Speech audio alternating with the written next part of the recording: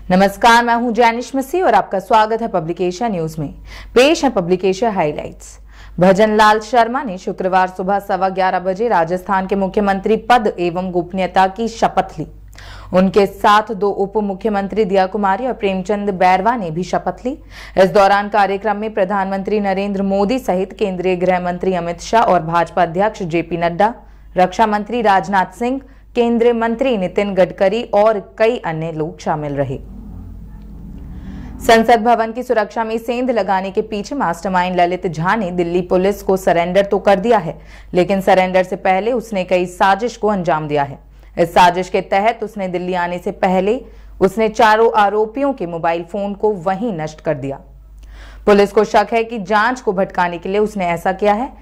संसद सुरक्षा उल्लंघन मामले में दिल्ली पुलिस की स्पेशल सेल ने 2 लोगों को हिरासत में ले लिया है। पुलिस को संदेह है कि इन दोनों का मुख्य आरोपी से संपर्क है। गिरफ्तार किए गए संदिग्धों की पहचान महेश और कैलाश के तौर पर की गई है। दोनों से दिल्ली पुलिस की स्पेशल सेल लगातार पूछताछ कर रही है और मामले की तह तक जाने की कोशिश कर रही है। कांग्रेस के पूर्व विधायक बृहस्पति सिंह और डॉक्टर विनय जायसवाल पर पार्टी ने बड़ी कार्यवाही करते हुए 2 नेताओं को 6 वर्षों के लिए पार्टी से निष्कासित कर दिया है। उन्होंने कहा कि पूर्व विधायकों को निष्कासित करने से आरोप के दाग धुल नहीं जाएंगे।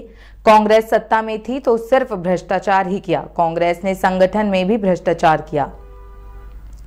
वाराणसी में अब 24 दिसंबर को मुख्यमंत्री नीतीश कुमार की सभा नहीं होगी। ग्रामीण विकास मंत्री और उत्तर प्रदेश जदयू के प्रभारी श्रवण कुमार ने गुरुवार को यह जानकारी दी। उन्होंने बताया कि पहले जगतपुर इंटर कॉलेज में मुख्यमंत्री की सभा की अनुमति मिली थी। अब उस कॉलेज के व्यवस्थापक कह रहे हैं कि अगर मुख्यमंत्री की सभा हुई तो उनका नुकसान हो जाएगा। छत्तीसगढ़ में विष्णुदेव साय सरकार के कैबिनेट का स्वरूप पूर्ववर्ती डॉक्टर रमन सिंह की सरकार से अलग होगा। अनुमान है कि साय के कैबिनेट में भी नए पुराने चेहरों का समावेश देखने को मिल सकता है। इस विधानसभा चुनाव के 16 ऐसे प्रत्याशियों को भाजपा ने मैदान में उतार दिया है जो रमन के कार्यालय में मंत्री रहे थे। छत्तीसगढ़ में नवगठित भाजपा सरकार के मुख्यमंत्री विष्णुदेव साय ने कहा कि कांग्रेस ने हमेशा से ही आदिवासियों को वोट बैंक की राजनीति के बीच भाजपा ही एक ऐसी पार्टी रही जिसने आदिवासियों को मान सम्मान दिया। आज देश के सर्वोच्च पद पर आसीन राष्ट्रपति द्रौपदी मुर्मू भी आदिवासी समाज से हैं। हमें इस बात पर गर्व है। पूर्व प्रधानमंत्री अटल बिहारी वाजपेयी ने मध्य प्रदेश के आदिवासी बहुमूल्य हिस्से छत्तीसगढ़ को अलग राज्य बनाया ताकि आदिवासियों का सर्वांगीण विकास हो सके। मध्य प्रदेश सरकार की रोक के 24 घंटे बाद राज्य भर में कार्यवाही शुरू हुई तो कांग्रेस और भाजपा में वाकयुद्ध भी प्रारंभ हो गया। दोनों ने एक दूसरे पर धमकी भरे अंदाज में वार पलटवार किया। पूर्व मुख्यमंत्री कमलनाथ ने पत्रकारों से चर्चा करते हुए कहा कि सरकार किसी भी तरीके से समाज में विवाद करना चाहती है। ये लोग विवाद के लिए नया बहाना ढूंढ रहे हैं। उप मुख्यमंत्री ब्रजेश पाठक ने गुरुवार को मरीजों के उपचार में कोताही न करने के स्पष्ट निर्देश दिए। उन्होंने कहा कि एक भी मरीज बिना इलाज वापस नहीं जाना चाहिए। बेड नहीं खाली है यह कहकर आप लोग मरीजों को वापस कर देते हैं। ऐसा ना करें। बेड नहीं है तो स्ट्रेचर या एम्बुलेंस में ही जाकर प्राथमिक उपचार दें। उत्तराखंड में वर्ग 3 और वर्ग 4 की भूमि पर काबिज हजारों परिवारों को मालिकाना हक का मामला फिलहाल लटका हुआ है। मंत्रिमंडल की उप समिति ने भी जिलाधिकारी से दोनों श्रेणियों की भूमि पर काबिज परिवारों के संबंध में रिपोर्ट मांगी थी, लेकिन 10 जिलाधिकारियों ने अभी तक रिपोर्ट नहीं दी। बीकानेर पुलिस अधीक्षक कार्यालय के सामने आज एक युवक ने तेल छिड़क कर आत्महत्या करने का प्रयास किया। इससे पहले कि युवक ऐसा कुछ कर पाता, वहां मौजूद पुलिसकर्मियों ने उसे पकड़ लिया। युवक को तुरंत स्थानीय पीबीएम अस्पताल ले जाया गया। दिल्ली में बीते कुछ दिनों से ठंड का कहर बरकरार है। शुक्रवार को भी सर्दी का यही सितम जारी है और आज की सुबह इस सीजन की सबसे ठंडी सुबह के रूप में दर्ज की गई है। शुक्रवार सुबह दिल्ली का न्यूनतम तापमान 4.9 डिग्री सेल्सियस दर्ज किया गया, जो इस सीजन का अब तक का सबसे कम दर्ज किया गया तापमान है। यह सामान्य से 4 डिग्री कम है। कच्चे तेल की कीमतों में आई बढ़त ने शुक्रवार को भारतीय करेंसी पर असर डाला है। आज डॉलर के मुकाबले रुपया सपाट खुला है। वहीं डॉलर इंडेक्स में भी गिरावट देखने को मिली है। आपको बता दें कि क्रूड ऑयल 0.52% बढ़कर 77.01 अमेरिकी डॉलर प्रति बैरल पर पहुंच गया है। आज भी शेयर मार्केट में तेजी देखने को मिल रही है। बिहार में बीपीएससी के माध्यम से बने शिक्षक गांव में पोस्टिंग देने से नाराज हैं। 500 से अधिक शिक्षकों ने नौकरी ज्वाइन करने से इनकार कर दिया है। कई शिक्षक किसी अन्य तरह के बहाने देकर नौकरी से इस्तीफा भी दे रहे हैं। वहीं नियुक्ति न लेने वाले शिक्षक ने कहा कि इससे अच्छा जहां हैं वहीं ठीक है।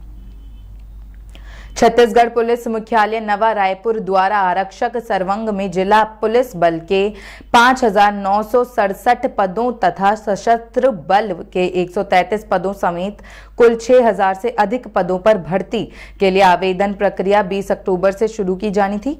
हालांकि राज्य में विधानसभा चुनावों के चलते आचार संहिता लगने से इसे स्थगित कर दिया गया था। बॉलीवुड अभिनेता सनी देओल ने अपने भाई बॉबी देओल की फिल्म एनिमल पर अपना रिव्यू दिया है।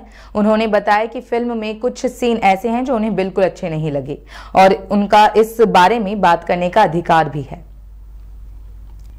अभिनेता श्रेयस तलपड़े को दिल का दौरा पड़ा है। गुरुवार को वे मुंबई में एक फिल्म की शूटिंग कर रहे थे। शूटिंग के बाद उनको अपनी तबीयत ठीक नहीं लगी और घर पहुंचने के साथ ही वे गिर पड़े। उनकी पत्नी दीप्ति ने उन्हें आनंद फानन में पास के अस्पताल में पहुंचाया, जहां एंजियोप्लास्टी के बाद उनकी हालत स्थिर है। बिग बॉस 17 में बीते दिनों खूब उथल पुथल देखने को मिली। घर में बिग बॉस ने अंकिता लोखंडे का भांडा फोड़ दिया। इसके बाद कैप्टन मुनव्वर फारूकी के साथ मिलकर बाकी घर वालों ने उन्हें सजा भी दी। वहीं अब इस पूरे मामले पर होस्ट सलमान खान ने रिएक्ट किया है। उन्होंने मुनव्वर को फटकार लगाई है। लाल सिंह चड्ढा की असफलता के बाद आमिर खान ब्रेक पर चल रहे थे।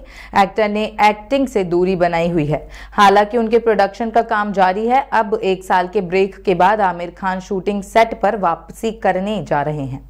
आमिर खान जनवरी से अपने अगले प्रोजेक्ट की शूटिंग शुरू करने जा रहे हैं।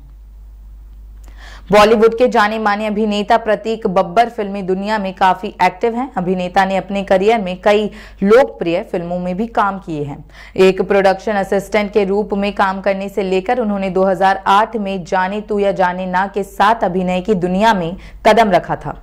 जीवन में आगे बढ़ते हुए उन्होंने कुछ गलत निर्णय लिए, जिसके कारण उन्हें भाग मिल्खा भाग सहित कई प्रोजेक्ट से हाथ धोना पड़ा।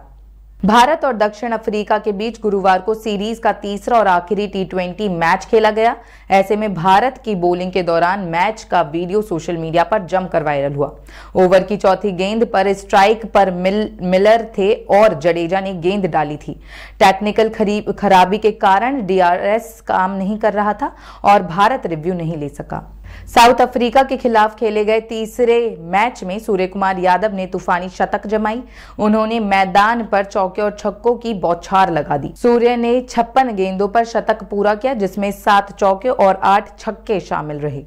घरेलू सरजमी के बाहर एक T20 पारी में सबसे ज्यादा छक्के लगाने के मामले में सूर्यकुमार ने अपना नाम दर्ज करा लिया है। वांडर स्टेडियम में खेले गए आखिरी T20 मैच में भारत की पारी के आखिरी ओवर की 5वीं गेंद पर विकेटकीपर बल्लेबाज जितेश शर्मा बड़ा शॉट मारने के चक्कर में क्रीज के काफी अंदर चले गए और वहां उनका जूता स्टंप से टकरा गया, जिससे बेल्स नीचे गिरी और वह हिट विकेट आउट हुए। Jitesh Sharma hit wicket out होने वाले 5वें भारतीय बन गए हैं। तीसरे T20 मुकाबले में बल्ले से जमकर धमाल मचाने वाले सूर्यकुमार यादव फील्डिंग करते वक्त खुद को बुरी तरह से चोटिल करवा बैठे। सूर्य दर्द से बुरी तरह से कराहते हुए नजर आए, जिसके बाद उन्हें कंधों पर लादकर मैदान से बाहर लेकर जाना पड़ा। सूर्य की गैरमौजूदगी में मैच में कप्तानी की जिम्मेदारी रविंद्र जडेजा ने निभाई। ब्राजीलाई गॉस्पेल गायक पेड्रो हेनरिक का निधन हो गया है। गायक ने 30 साल की उम्र में इस दुनिया को अलविदा कह दिया। उनका निधन बुधवार 13 दिसंबर को एक लाइव शो के दौरान हुआ। वे धार्मिक कार्यक्रम में प्रदर्शन कर रहे थे।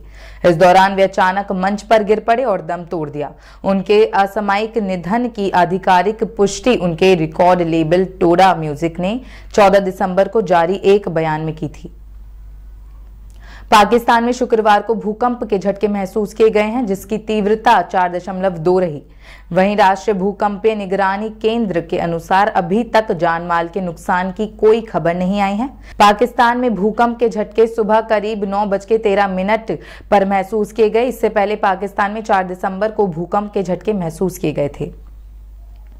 बलूचिस्तान मानवाधिकार परिषद ने एक बयान में कहा कि क्षेत्र में विभिन्न जनसंख्यिकीय क्षेत्रों में गैर न्यायिक हत्याओं और जबरन गायब किए जाने के मामलों में चिंताजनक वृद्धि के बाद पूरे बलूचिस्तान में बड़े पैमाने पर विरोध प्रदर्शन शुरू हो गए हैं। नवंबर के महीने में पूरे बलूचिस्तान में मानवाधिकार उल्लंघन के मामलों में चिंताजनक वृद्धि देखी गई। रिपोर्ट्स के अनुसार जबरन गायब करने की 65 घटनाएं दर्ज की गई हैं। अमेरिका के राष्ट्रीय सुरक्षा सलाहकार जैक सुलिवन शुक्रवार को इजराइल हमास युद्ध को लेकर फिलिस्तीन के राष्ट्रपति महमूद अब्बास से मुलाकात करेंगे। सुलिवन ने गुरुवार को कहा कि वेस्ट बैंक और गाजा पट्टी के शासन को फलस्तीनी अथॉरिटी के तहत जोड़ने की जरूरत है।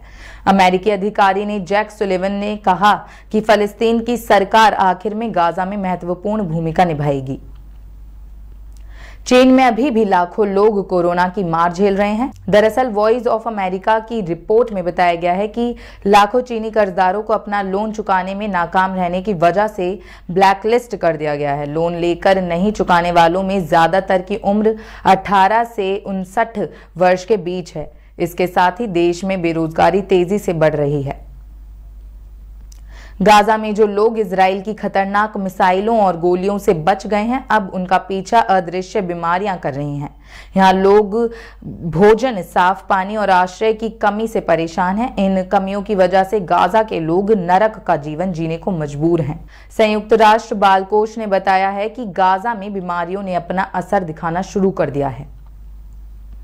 तुर्की के राष्ट्रपति रेसेप तय्यिप एर्दोगन ने गुरुवार को कहा कि इजराइल और हमास के बीच युद्ध विराम को सुनिश्चित करना अमेरिका की ऐतिहासिक जिम्मेदारी है। उन्होंने युद्ध के नकारात्मक क्षेत्र और वैश्विक परिणामों की चेतावनी दी। राष्ट्रपति एर्दोगन ने इजराइल हमास युद्ध शुरू होने के बाद अमेरिकी राष्ट्रपति जो बाइडेन के साथ पहली बार फोन पर बात की। ऐसे ही तमाम खबरों के लिए देखते रहें पब्लिकेशन न्यूज। धन्यवाद।